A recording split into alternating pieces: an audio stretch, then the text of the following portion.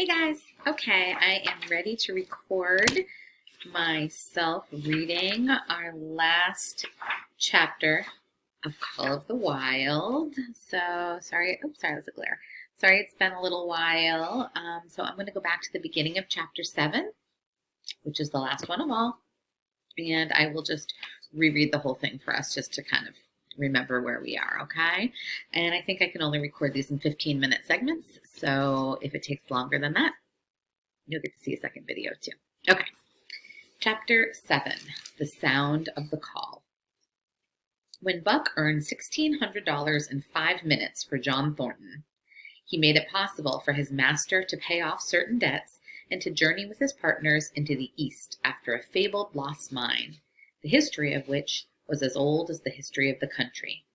Many men had sought it, few had found it, and more than a few there were who had never returned from the quest.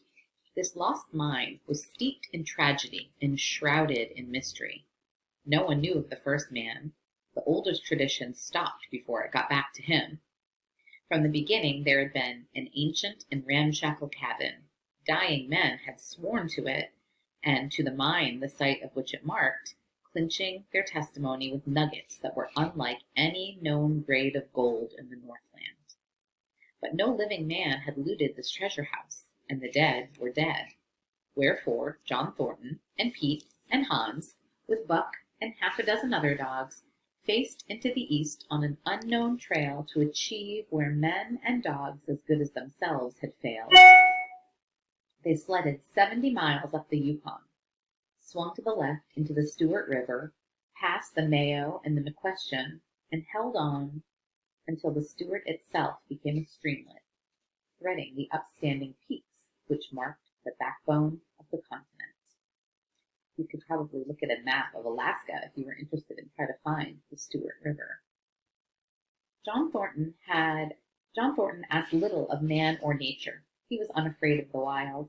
With a handful of salt and a rifle, he could plunge into the wilderness and fare wherever he pleased and as long as he pleased. Being in no haste, Indian fashion, he hunted his dinner in the course of the day's travel, and if he failed to find it, like the Indian, he kept on traveling, secure in the knowledge that sooner or later he would come to it. So, on this great journey into the East, straight meat was the bill of fare. Ammunition and tools principally made up the load on the sled, and the time card was drawn upon the limitless future. To Buck, it was boundless delight, this hunting, fishing, and indefinite wandering through strange places. For weeks at a time they would hold on steadily, day after day, and for weeks upon end they would camp, here and there, the dogs loafing and the men burning holes through the frozen muck and gravel and washing countless pans of dirt by the heat of the fire. Sometimes they went hungry, sometimes they feasted riotously, and all according to the abundance of game and the fortune of hunting.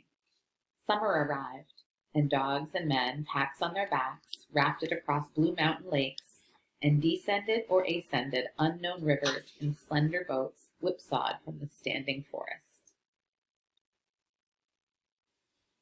The months came and went, and back and forth they twisted through the uncharted vastness, where no men were, and yet where men had been, if the lost cabin were true.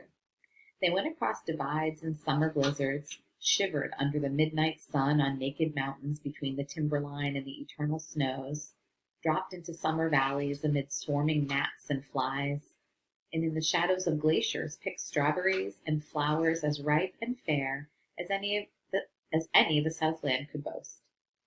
In the fall of the year they penetrated a weird lake country, sad and silent, where wild fowl had been, but where then there was no life nor sign of life, only the blowing of chill winds, the forming of ice in sheltered places, and the melancholy rippling of waves on lonely beaches. And through another winter they wandered on the obliterated trails of men who had gone before. Once they came upon a path blazed through the forest, an ancient path, and the lost cabin seemed very near. But the path began nowhere and ended nowhere, and remained a mystery, as the man who made it, and the reason he made it remained a mystery. Another time they chanced upon the time-graven wreckage of a hunting lodge, and amid the shreds of rotted blankets, John Thornton found a long-barreled flintlock. He knew it for a Hudson Bay Company gun of the young days in the Northwest, when such a gun was worth its weight in beaver skins packed flat. And that was all. No hint as to the man who in an early day had reared the lodge and left the gun among the blankets. Spring came on once more, and at the end of all their wandering they found, not the lost cabin, but a shallow placer in a broad valley where the gold showed like yellow butter across the bottom of the washing pan. They sought no farther. Each day they worked earned them thousands of dollars in clean dust and nuggets, and they worked every day. The gold was sacked in moosehide bags, 50 pounds to the bag, and piled like so much firewood outside the Spruce Bough Lodge. Like giants they toiled, days flashing on the heels of days, like dreams as they heaped the treasure up. Maybe if you're interested after reading, you could check out some videos of people panning for gold and see what that would look like. And I'd be interested to find out exactly how much 50 pounds of gold is to see that in a big bag like that. There was nothing for the dogs to do, save the hauling in of meat now and again that Thornton killed, and Buck spent long hours musing by the fire. The vision of the short-legged, hairy man came to him more frequently, now that there was little work to be done. And often, blinking by the fire, Buck wandered with him in that other world which he remembered. The salient thing of this other world seemed fear. When he watched the hairy man sleeping by the fire, head between his knees and hands clasped above, Buck saw that he slept restlessly, with many starts and awakenings, at which times he would peer fearfully into the darkness and fling more wood upon the fire. Did they walk by the beach of a sea, where the hairy man gathered shellfish and ate them as he gathered? It was with eyes that roved everywhere for hidden danger, and with legs prepared to run like the wind with its first appearance. Through the forest they crept noiselessly, Buck at the hairy man's heels, and they were alert and vigilant, the pair of them, ears twitching and moving, nostrils quivering, for the man heard and smelled as keenly as Buck. The hairy man could spring up into the trees and travel ahead as fast as on the ground, swinging by the arms from limb to limb, sometimes a dozen feet apart, letting go and catching, never falling, never missing his grip. In fact, he seemed as much at home among the trees as on the ground. And Buck had memories of nights of vigil spent beneath the trees wherein the hairy man roosted, holding on tightly as he slept. And closely akin to the visions of the hairy man was the call still sounding in the depths of the forest. It filled him with a great unrest and strange desires. It caused him to feel a vague, sweet gladness, and he was aware of wild yearnings and stirrings for he knew not what. Sometimes he pursued the call into the forest, looking for it as though it were a tangible thing, barking softly or defiantly as the mood might dictate. He would thrust his nose into the cool wood moss or into the black soil where the long grasses grew and snort with joy at the fat earth smells. Or he would crouch for hours as if in concealment behind fungus-covered trunks of fallen trees, wide-eyed and wide-eared to all that moved and sounded around him.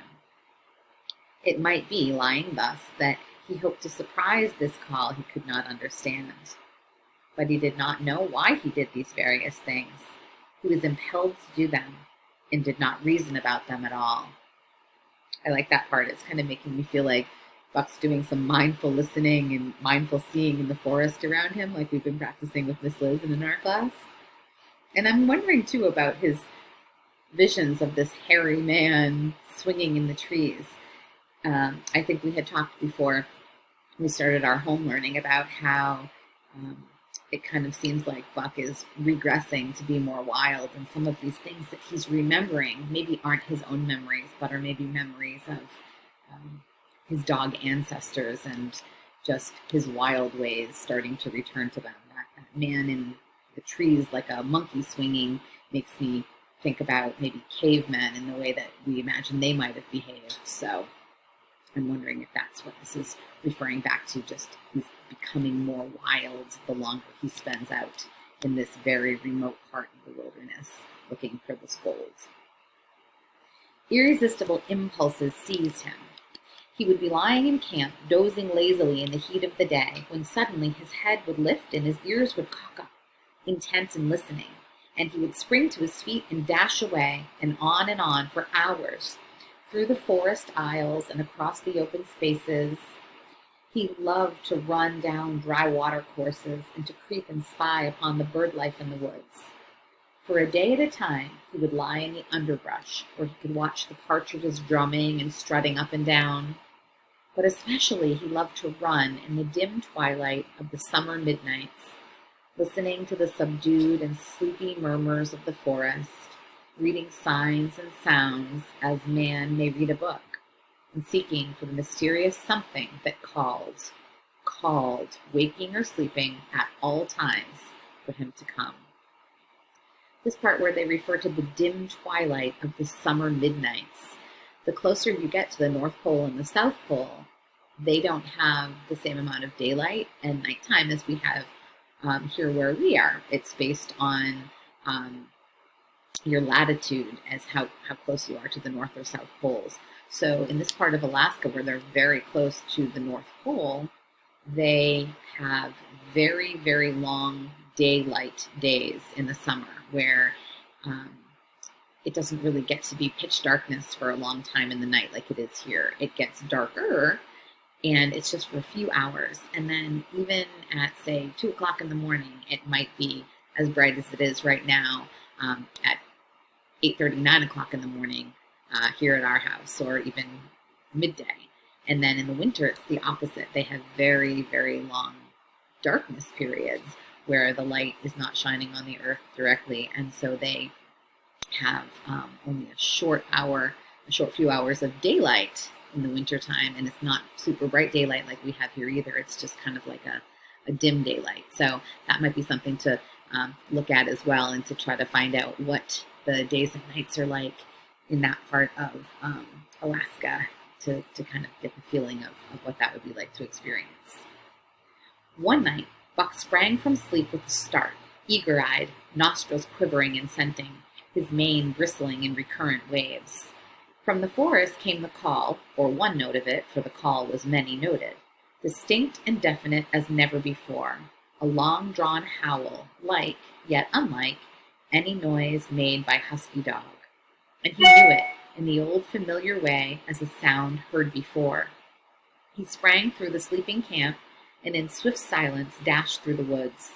As he drew closer to the cry, he went more slowly, with caution in every movement, till he came to an open place among the trees, and looking out, saw, erect on haunches, with nose pointed to the sky, a long, lean timber wolf. He had made no noise, yet it ceased from its howling and tried to sense his presence. Buck stalked into the open, half-crouching, body gathered, compactly typed together, tail straight and stiff, feet falling with unwanted care. Every movement advertised commingled threatening and overture of friendliness. It was the menacing truce that marks the meeting of wild beasts that prey. But the wolf fled at the sight of him. He followed with wild leapings in a frenzy to overtake. He ran him into a blind channel in the bed of the creek, where a timber jam barred the way. The wolf whirled about, pivoting on his hind legs after the fashion of Joe and of all cornered husky dogs, snarling and bristling, clipping his teeth together in a continuous and rapid succession of snaps. I'm going to have to stop this video here because we're getting to the 15-minute mark, so I will start up the next paragraph in the next video.